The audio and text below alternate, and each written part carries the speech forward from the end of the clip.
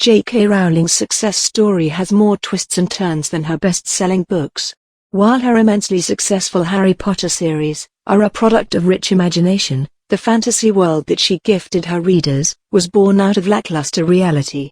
Her rags to riches story is a dramatic one, proving how pure persistence turned the life of an ordinary British girl into one of the world's greatest fiction writers. Joanne Rowling was born on July 31, 1965 at Yate, Gloucestershire, England, to parents who came from impoverished backgrounds and did not go to college.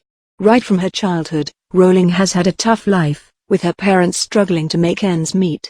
The little girl had a thing for fantasy stories, which she would read to her kid sister, Diane. At the age of 9, Rowling wrote a story on a rabbit with measles called Rabbit. Her mother loved what her little girl had written and asked her to get it published. She has mentioned in several interviews how her teenage life was affected, with ongoing fights in the family.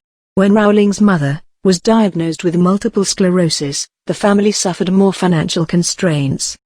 Following her mother's illness, there was an air of disillusionment in the family. The household budget nosedived, and the arguments between her father and mother didn't seem to end.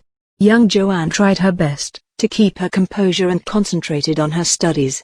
Post her graduation from the University of Exeter in 1986, Rowling moved to London to work as a researcher and a bilingual secretary for Amnesty International. After working at London for a few years, Rowling decided to move to Manchester with her boyfriend. In the year 1990, while she was on a 4-hour delayed train trip from Manchester to London, the idea of Harry Potter began to form in her mind. She toyed her imagination with the concept of a little boy who attends a school of wizardry. Once she reached her flat at Clapham Junction, she began to write down her thoughts furiously. Rowling's greatest regret was that her mother passed away without knowing about Harry Potter.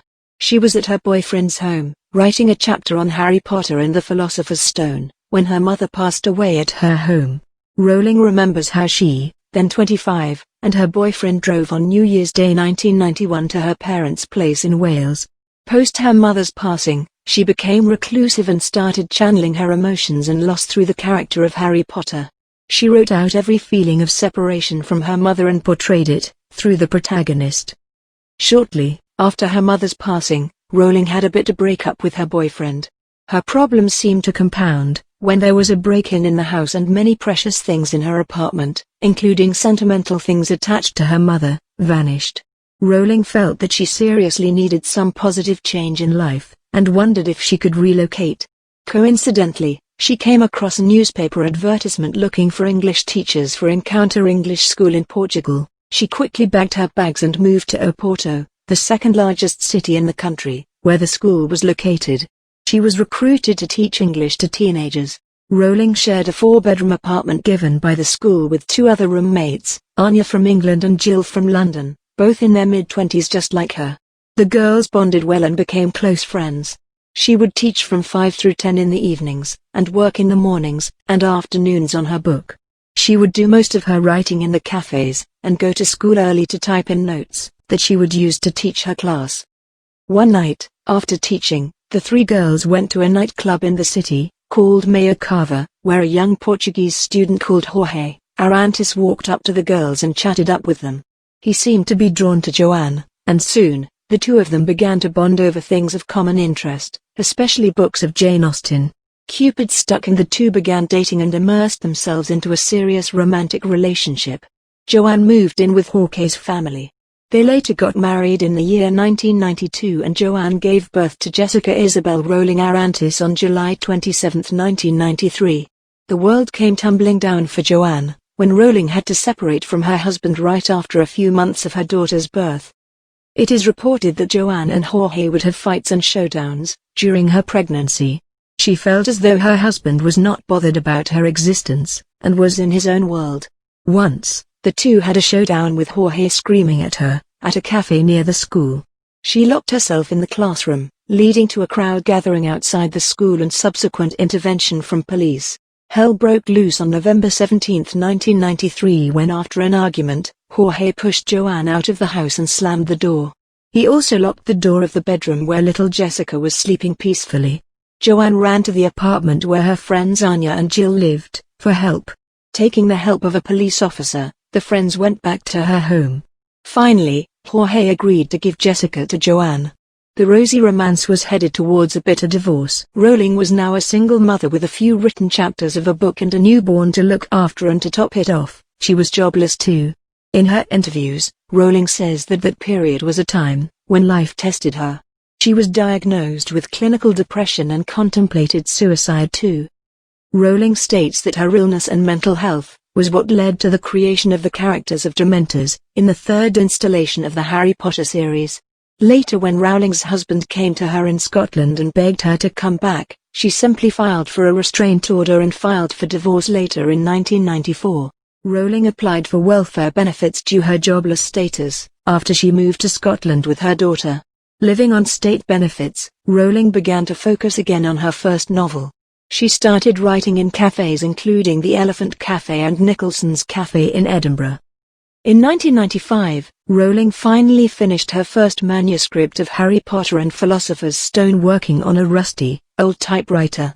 A reader named Brian E. Evans, who read and reviewed the first 3 chapters, felt that the book had potential, and recommended it to Christopher Little Agents, who agreed to represent the writer, as she sought publishers.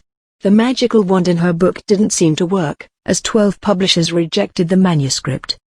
The editor of the publishing house Bloomsbury, Barry Cunningham, was also in 2 minds about the manuscript.